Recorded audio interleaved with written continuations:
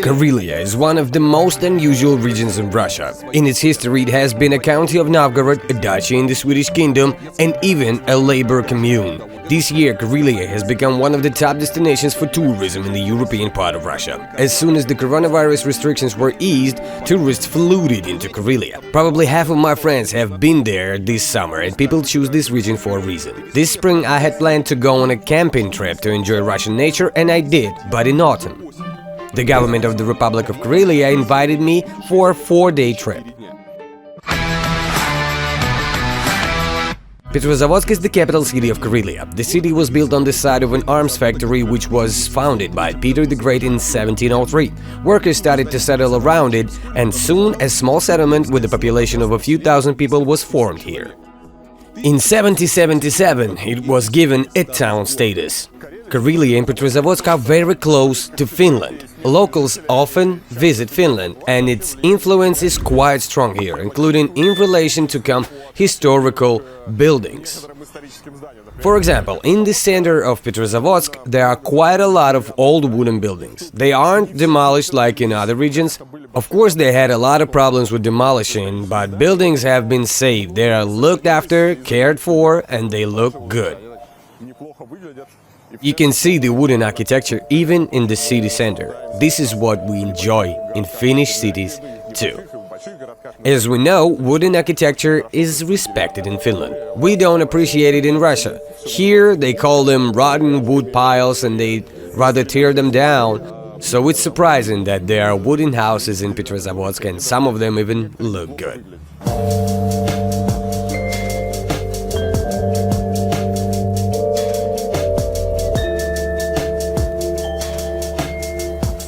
Here's an old church that's rather interesting, and it's interesting not only because of its beautiful wooden building, but there is also an amazing old pre-revolutionary cemetery. These crosses are old. As we were told, they were all raised 10 years ago, repaired, painted and cleaned, and as a result the old cemetery is preserved in the wood. I think it's an interesting sightseeing spot.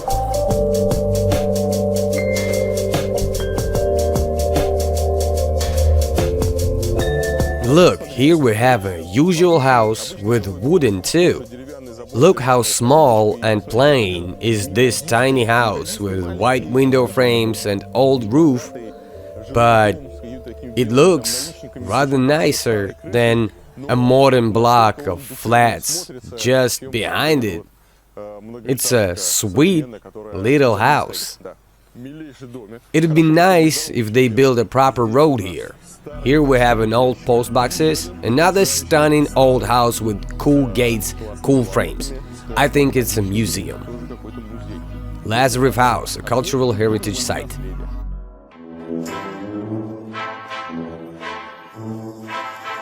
We just happened to be in for a great event, the replacement of the pavements. The only thing I don't really understand is how people are going to walk during these works. For some reason they don't offer any temporary solution. Alright then, it would be nice if they would also remove all those strange fences. For some reason people in Petrozavodsk like strange fences, and they are everywhere. Now we go on and see that they are all different. As we know, fences are completely useless elements in urban environment. Not only do they spoil the view, but they are also dangerous. You see, here is the fence, here's a different one, and there's a third one starting there. I hope that the mayor of Petrozavodsk will watch this video and decide to make the city even better. And the first thing to do is to remove these useless, stupid fences. And next, friends, we have this stunning old Russian sauna called Banya building. There's a competition among them here. Look, there's a sauna called Steam here, and there's the Olympus sauna. There you go. I don't know how great the saunas are, but the fact that they are in a Soviet pre-war building that remains to this day is great. Talking about the influence of the neighborhood in Finland, I really wish that you would see paving stones or some cool historical details that we have not yet found. Maybe we will see something like that soon. Here's a historical fence, by the way, just as I was talking about architectural details, and here it is.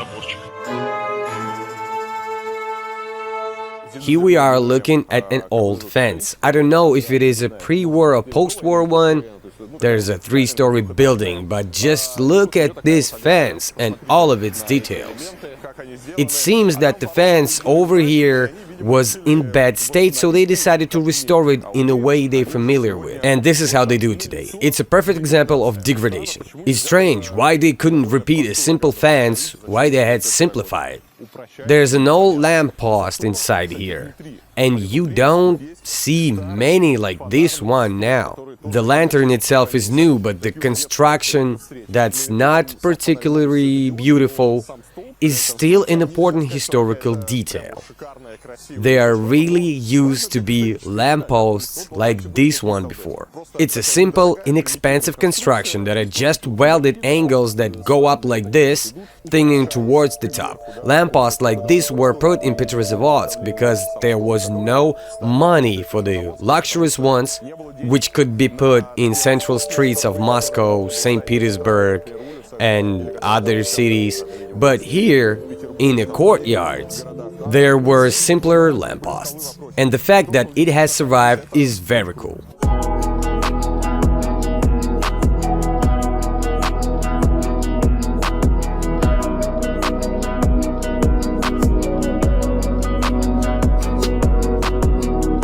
This is the main pier of Petrozavodsk, from where the motorboats depart for Kizhi and other places of interest.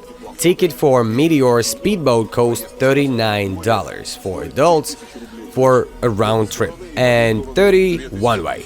But why would we need a one-way ticket? We can't stay there overnight, so you have to get a return ticket. So it costs $23.40 for children under 16 and $39 for adults. Wow! To go to Varlamov will be $79 for adults and $60 for children. But we are looking for Kizhi, which is $39 there and back by Meteor, and another $8 for the entrance ticket there. People sometimes say that I don't praise Russia often enough. Actually, this is not true. It is very difficult to admire the outskirts of Omsk, for example, when you walk knee-deep in mud and there is only despondency and gloom all around you. But that doesn't mean that there is nothing wonderful about Russia. Sometimes you come to a place and realize how amazing it is. Let's take a trip to the Kizhi Island. It is a place where the original wooden Russian architecture has been preserved, with its special atmosphere and incredible landscapes. On Kizhi Island, there are many historical and religious constructions which have survived the Soviet period without serious destructions. Kizhi Church has been recognized as an architectural monument back in 1920s, so the churches weren't plundered and exploded, icons and ornaments weren't taken away and sold. In addition to the existing churches, chapels, houses and other interesting buildings were brought here from all over Karelia. The island is small, just 5.5 kilometers long. The widest part is 800 meters long. The church, by the way, was built in the narrowest and very inconvenient place. Our pearl, Kizhi churchyard, has always been situated on this island. In modern Russia, the word of churchyard pagost refers to an old abandoned cemetery, but in ancient times pagost was a central village, and usually there were two churches and a bell tower. Why are the two churches? One church is enough for prayers, no? But our ancestors always wanted the church to be something special, and they certainly knew how to build one. They're tall, they're very impressive, but they couldn't use them here in the winter time. It's too cold here, and it's difficult to heat such a large building. That's why there's a tradition to put a small heated winter church next to big unheated summer church. So, my friends, how did you like the riddle? The answer turns out all too simple, doesn't it? I bet Karelia has many more points to surprise you with. And the next thing I'm going to show you is the secret nooks that are closed for ordinary tourists. Friends, we are in the dome of Church of the Transfiguration. Its diameter is 5 meters, and it's the largest dome among all wooden churches in Russia.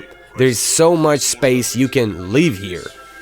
And there is a window in it that you can look through, which gives a stunning view of the surroundings. Unfortunately, this view is not available for tourists, so now you will have such a unique experience. Only the restorers and museum staff come here, but they kindly let us in.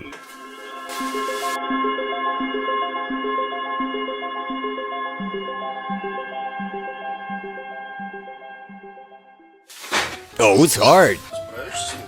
As someone who once put together an IKEA wardrobe, I don't think I'd have any trouble closing the hatch. Are you sure it's from around here? Oh my. Do not swear in the house of the Lord. I think that's a necessary piece. No, there's no such thing. I think I'm stuck here. Are there any historical valuable things in here? All of it. If I press the wrong thing, the whole church will come down like a house of cards.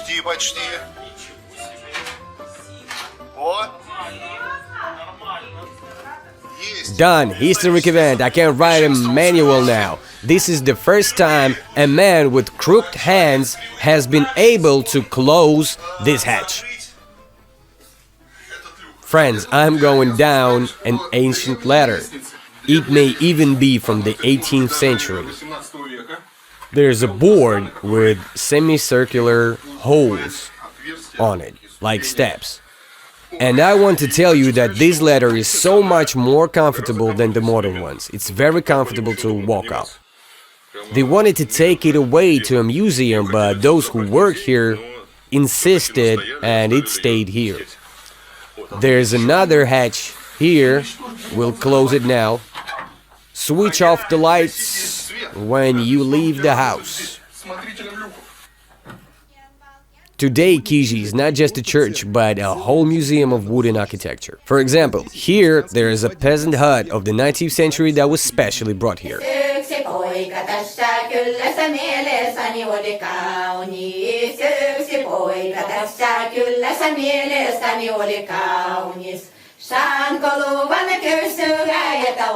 In addition to the church in Kizhi, there are many old huts which were transported to the island from other villages. In one of them, there is a museum allowing to plunge into the life of the past centuries. Here you will be shown how Karelian peasants lived, and you will learn to bake traditional pies, or simply be treated to these pies. So here's a hut. This is the place where the hostess used to cook food for lunch, for breakfast, for dinner, all at once, early in the morning. Whoa, what is this? Chubureks, those deep-fried turnovers? It's a traditional dish. You're not the first to ask if it's chubureks. It's a traditional dish for the rich, baked on a white flour called kitimpira, or wedding pies. Pies for a son-in-law. It was the kind of a pies that were always cooked in every home at least once a year, or during the time when the bride was getting married. Wait, do you know the Vepsian language? Fluently. Can you say in Vepsian subscribe to the channel and like the video? Awesome. It's like a sweet chuburek without the stuffing. It's similar to twiglets. Let's go over it again. Is it suchinis? It's just a flat bread that's just fried in a pan, without oil, without anything, and inside is just a lean porridge. We can use all sorts of cereal for porridge. Tell me, so you have this house, can any tourist come here or what? You have a tour option at the ticket office and you can order it in advance. So you can say at the ticket office that you want to have a workshop in decorating or something like that, and just come over here and you will feed them and make them tea? Yes. How much does it cost? The tour with tea is $4 and with the workshop is $5.2. Per person? Yes. So you pay $4 and you eat as much as you want? We offer 2 pies and a sweet pie each, 2 kalitkas, Karelian pastry, and a pie. And for $5.20 you can have a workshop as well? Yes, you can taste and learn everything. You can take them away with you, of course, and taste them. Friends, it's just an incredible place. I've never been here before. This is the first time in Kizhi, and it's just crazy how beautiful it is. It's impossible to describe. It's sheer delight. These ancient temples, which are hundreds of years old, these logs, this amazing work of restorers who have saved it all, literally, bit by bit, with such attention and love. All this history, all the events that took place here. The nature is just breathtaking here too. This is a case when there is an incredible creation of nature, and the person, in my opinion, has made this place even better. I mean, usually, I always say that the man comes and spoils everything, but here a man was able to create a true miracle that can compete with the miracle of this stunning nature around. It's just utter delight. I'm sad I have lived for 36 years and I have never been here before just to look at the fence here. These old, lichen-covered stones, these paths and the lake shore. It's an incredible looking shore. There is the clearest water in the lake. It's just some kind of real-life miracle, a miracle of nature and a miracle made by a man. It's very beautiful. I like how delicately they've done everything here. You see the path is just covered with gravel and that's it. There are no tiles, no fences, there's ducks walking around. This grass is trimmed. There's nothing to stop you from admiring this beauty, this wooden church.